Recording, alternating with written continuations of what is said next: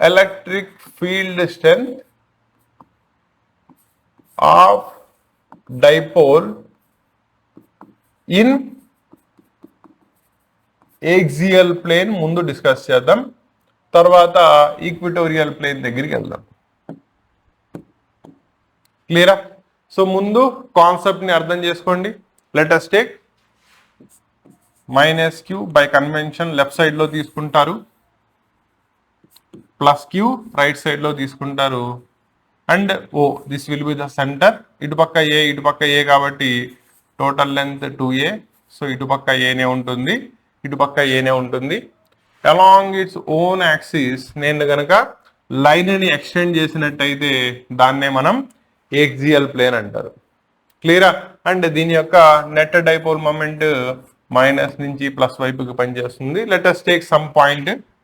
ఇక్కడ some point తీసుకుందాం, ఏ అనే పాయింట్. ఓకేనా? ఏపీ మీ ఇష్టం, ఏ పేరు కావాలంటే ఆ పేరుతో దాన్ని పిలుచుకోవచ్చు. అండ్ ఇది సెంటర్ ఆఫ్ ద డైపోల్ నుంచి ఆర్ అనే డిస్టెన్స్ లో ఉంది అనుకోండి. ఓకేనా? సో ఒక డైపోల్ తీసుకున్నాం having charges minus q and plus q, and from the centre of the dipole both the charges are at a distance of a, that is nothing but length of the dipole is 2a, and along its axial plane let us consider any point a at a distance of r from the center of the dipole. ఓకేనా? Centre of the dipole నుంచి అయితే మాత్రం అది r అనే distance లో ఉంది. వేరే each charge నుంచి ఎంత డిస్టెన్స్ లో ఉందో తీసుకుంటే, ఈ చార్జ్ నుంచి కనుక తీసుకున్నట్టయితే టోటల్ లెంత్ ఆర్ లో నుంచి ఈ ఏ అనే పార్ట్ ని తీసేసి ఇది వస్తుంది. కాబట్టి this will be R minus A.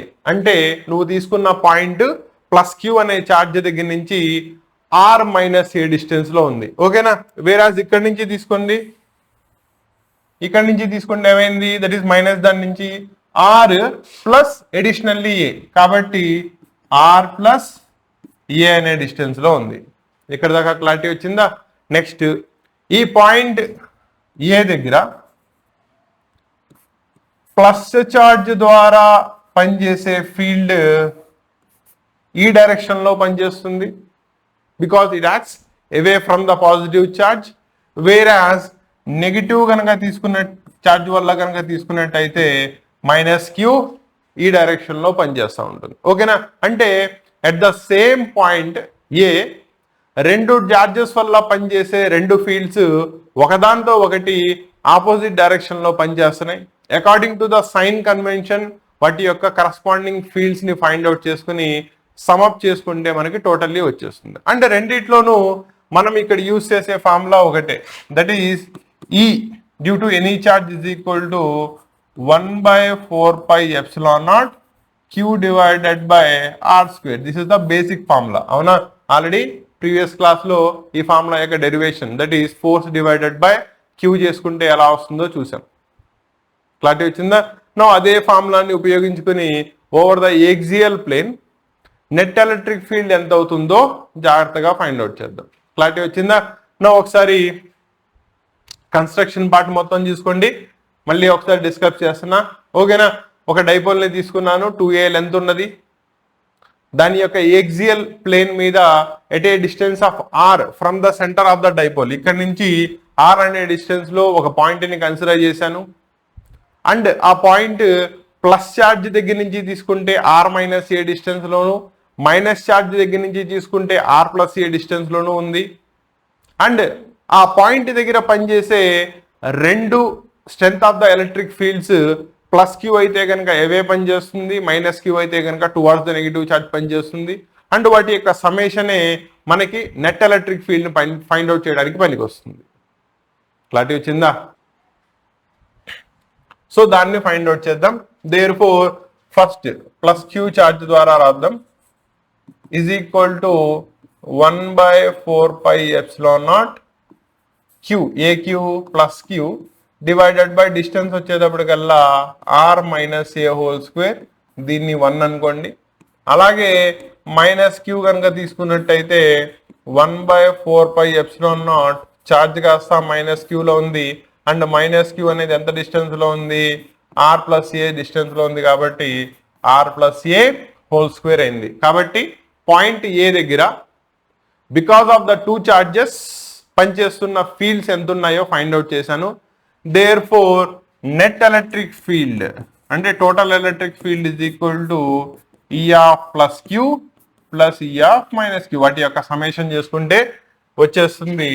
That is 1/4πε0 plus Q అంటే first quantity, that is Q divided by R minus A whole square plus 1/4πε0 minus Q divided by R plus A whole square. క్లియరా? Directly just substitution చేసాం. ఓకేనా? Next part జాగ్రత్తగా చూసుకోండి. రెండిట్లో నుంచి q/4πε0 జాగ్రత్తగా తీసుకొచ్చాను చూడండి. డైపోల్ దానిలో చార్జెస్ యొక్క సైన్స్ అయితే మాత్రం డిఫరెంట్గా ఉన్నాయి కానీ చార్జెస్ అయితే సేమే కదా. క్లియరా? నా ఫస్ట్ దానిలో ఎంత మిగులుతుంది? 1/r minus A whole square మిగులుతుంది. ఆ plus into minus minus 1/r plus A whole square మిగులుతుంది. ఇక్కడ దాకా అర్థమైనట్టేనా? నా బయట ఉన్న క్వాంటిటీలో మార్పేం రాదు, లోపల దాన్ని సింప్లిఫికేషన్ జాగ్రత్తగా చూద్దాం. That is Q divided by 4πε0 LCM తీయండి. That is R minus A into R plus A మొత్తానికి కలిపి ఒకటే హోల్ స్క్వేర్ వస్తుంది. నెక్స్ట్ ఇది క్రాస్ మల్టిప్లికేషన్ అయితే ఇది క్రాస్ మల్టిప్లికేషన్ అవుతుంది.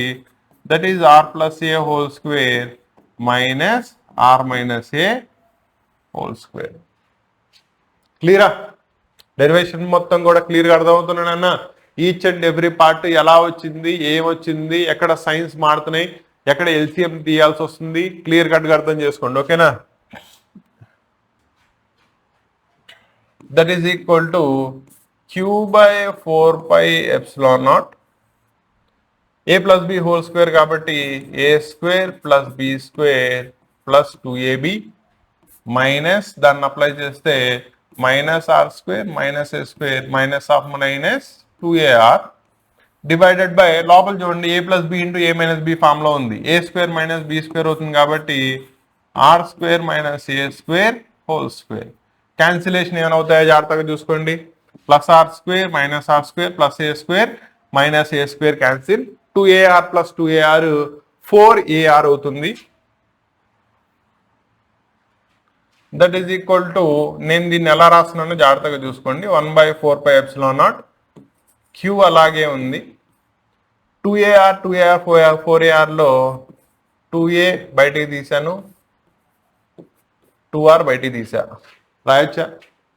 4ar కదా, 2a plus into 2ar divided by r square minus A square whole square. ఎందుకంటే ఇక్కడ దీన్ని వాడడానికి ఫార్ములా మనం ఫైనల్లీ ఎక్స్ప్రెషన్ చెప్పేటప్పుడు దాన్ని in terms of dipole moment p చెప్పాలి.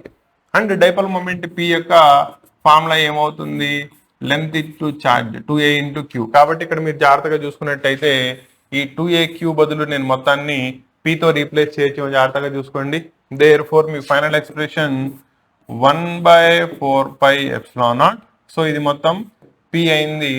ఇది 2r డివైడెడ్ బై r square minus a square whole square. Hence, the net electric field is equal to 1/4πε0 2pr divided by r square minus a square whole square.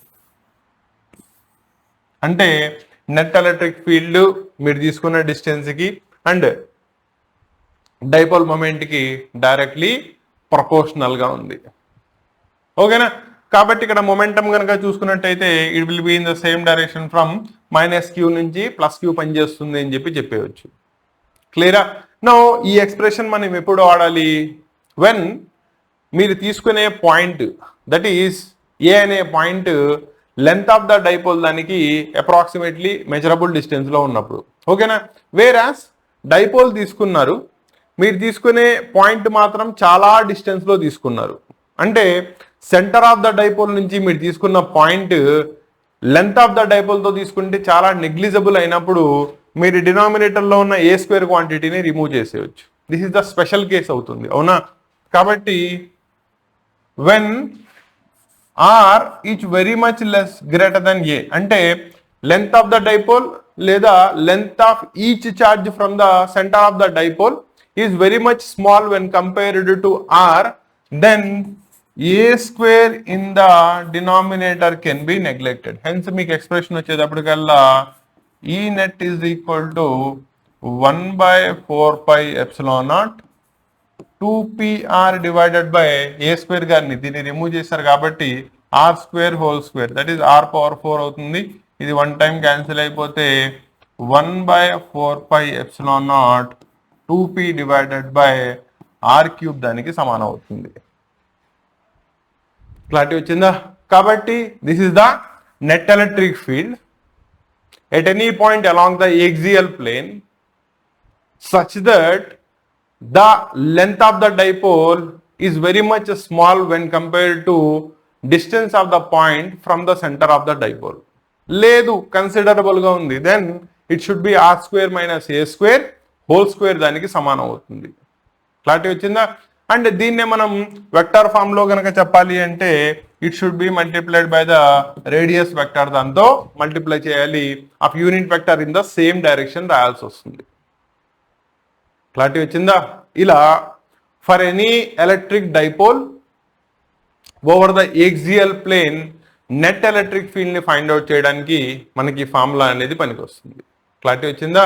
Concept కాబట్టి concept అంతా కూడా మళ్ళీ ఒకసారి revise చేసుకోండి, ఓకేనా? సో నెట్ ఎలక్ట్రిక్ ఫీల్డ్ కనుక చూసుకున్నట్టయితే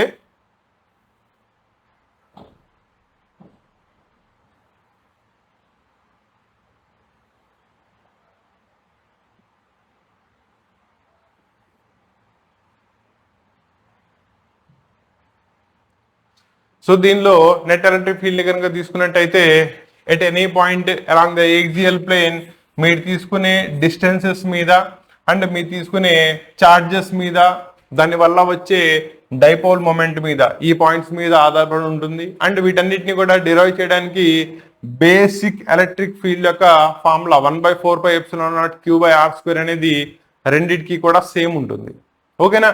and ఈ ఏక్సియల్ ప్లేన్ మీద ఈక్విటోరియల్ మీద ఏదో ఒక క్వశ్చన్ మీకు కంపల్సరీగా 4 మార్క్స్ దానిలో కానీ లేదు ట్యాగ్ ప్రాబ్లం కనుక అంటే 2 మార్క్స్ దానికి ప్రాబ్లం అటాచ్ చేసినట్టయితే 6 మార్క్స్, దట్ ఈస్ 6 + 2 8 మార్క్స్ దానికి మోస్ట్ రిపీటెడ్లీ అడిగే ఛాన్స్ ఉంటుంది. కాబట్టి జాగ్రత్తగా రివైజ్ చేసుకోండి.